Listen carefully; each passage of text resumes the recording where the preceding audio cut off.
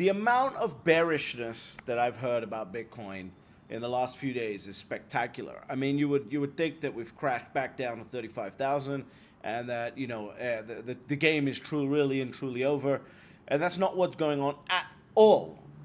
At all. In fact, things are getting more and more bullish, and I want to give you an update as to why I think that and what's actually happened in the market versus what everyone is arguing about. Everyone's arguing about, price models. Everyone's arguing about whether you should borrow against your Bitcoin. I don't think you should do that, by the way. I don't think you should be borrowing against your Bitcoin at this point in the cycle. I think there's many opportunities in the future to do that in much more safer ways.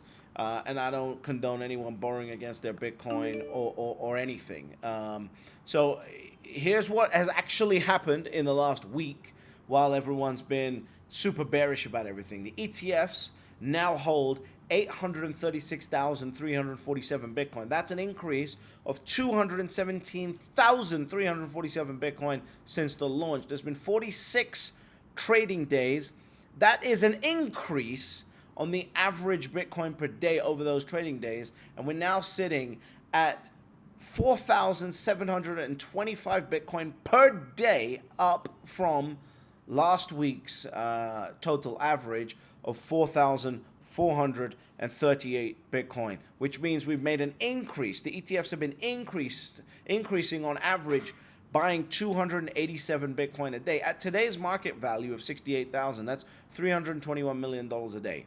That is $20 million a day more than what they were buying for the total average as of last week. Now, we've got this halving showing up until, let's say April 21st. There's 24 trading sessions left. That means they've got to buy at this rip that they're buying 113,400 Bitcoin by April 21st. By April 21st. And to the end of the year, they've got to buy 949,725 Bitcoin. So the key thing from here, what I want you to take into account, is that the actual average number of Bitcoin being acquired by the ETFs is going up. That's extremely important here to pay attention to. You don't really want that to go down. Of course, it will go down eventually because the actual dollar value will just be too high.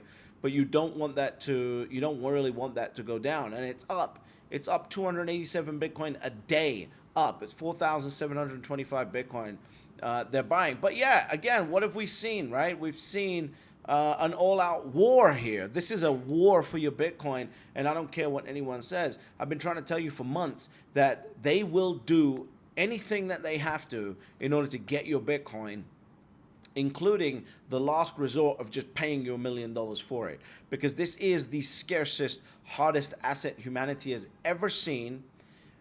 And this is what you do, right? If I want to come and take the hardest asset humanity has ever seen, I'm going to do whatever it takes, and that's going to involve dumping the markets at the right time. That's going to involve with restricting flows at the right time, etc., to make people panic into selling. And that's what's going on right now. This war is more important than any war for oil that we've ever had. This is a war for the control of the scarcest asset humanity has ever seen, and the ETFs are ripping through it, and you're allowing them to rip your Bitcoin away, and they're now buying 4,725 Bitcoin per day, right? Oh, the market went down. Oh, over the weekend. How many times have I tried to tell you this? The weekends are now irrelevant. Ignore everything that happens over the weekend. One of the things in real estate, when I was in real estate, one of the things you learn is that a part of the reason why there's a lot of wealthy people in real estate is that they just can't sell their property fast enough. So they're forced to hold. And that's what these ETFs are doing now. You are forced to hold this asset during the weekend when they can dump the price, scare retail, and buy more of this asset. And you can clearly see that's what they're doing because the number of Bitcoin they're buying is going up, right? That's why I've been shouting for months that you need to get to 1 Bitcoin, because the mission now for institutions is acquire Bitcoin at any means necessary, and that mission is in effect, and there's no mercy for any Bitcoin happy hippie, Bitcoin maxi Twitter shouting about how important Bitcoin is for the humanity and for the world. All of that is completely and utterly irrelevant to these people who want to acquire as much Bitcoin as possible. And that's what I've been trying to tell you. Get to your one Bitcoin and hold the line. And people are now trying to talk about dumb fuck shit, price models and borrowing against Bitcoin and oh, we're going to see a local top here and all this other stuff. All of those people proclaiming all these things, it's going to go out the window as soon as your inflows start again. It's going to go out the window as soon as your inflows start again. We've seen a full reset, in my opinion, on the RSI here, and the price, I think, we're ready to go up. And as I put on Twitter, I'm going to start doing it on YouTube, that the price sort of is staying between a specific range on the weekends, and I've been putting that range out, and every single week so far. It's not going to be perfect because there will be times where there is buying impulse on the weekends, but if you want to see that, I would follow me on Twitter so you can see that every Friday when I put it out. And then on Sunday evening, it's now free to move because the institutional markets are now open again. And so, it's pretty obvious to see what's going on here. And I'm getting fucking annoyed with how many people are falling for all of the weekend drama that's going on. If you're Friday evening, you turn off the markets, you go live your life. You got one life to live. There's 21 million Bitcoin. Your life is rarer than Bitcoin.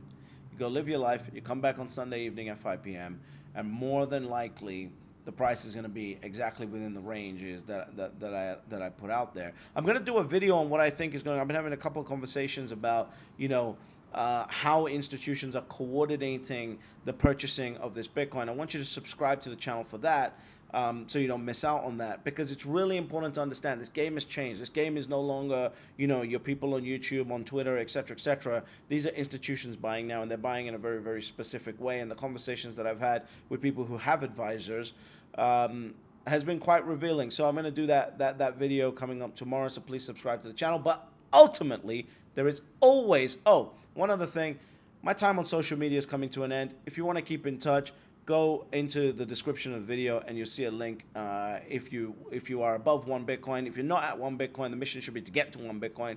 If you're at 1 Bitcoin and you want to keep in touch so we can discuss, lending on Bitcoin and how to generate cash flow and all this other stuff in the future, go check out the link in the description and let's keep in touch. But ultimately, there are always only 3 rules to Bitcoin. Step number 1, you buy Bitcoin. Step number 2, shut the fuck up. And step number 3, you get fabulously wealthy.